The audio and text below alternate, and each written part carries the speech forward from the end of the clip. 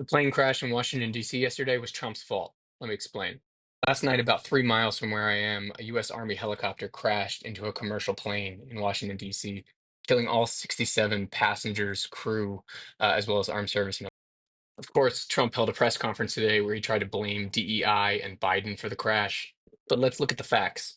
In his first few hours in office, Trump fired the head of the TSA. He fired the head of the Coast Guard. He hasn't had an FAA administrator on staff since becoming president because his pal Elon Musk got him to resign. And he gutted a key safety advisory committee at the federal government for aviation.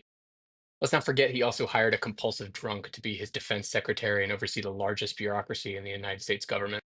The FAA is already notoriously understaffed. According to their own reports, about 99% of different air traffic control sites are understaffed, and they've lost 10% of their workforce just in the last 10 years. Trump was literally warned that this was going to happen. This was 8 days ago. These are two of the top Democrats on the Transportation Committee warning Trump that his freeze on hiring for DEI was going to cause problems with air traffic control.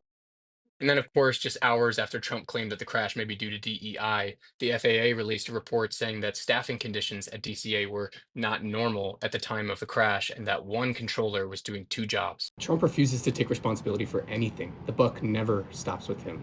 That's why I pointed out that if Joe Biden or Barack Obama had fired the heads of the FAA and a bunch of FAA employees and put a freeze on air traffic control hiring 8 days before a major plane crash killing 67 people, your right-wing uncle would be going insane. All that is to say, we're going to spend the next 4 years hearing how DEI is to blame for plane crashes, wildfires, grocery prices. So we got to start calling bullshit now.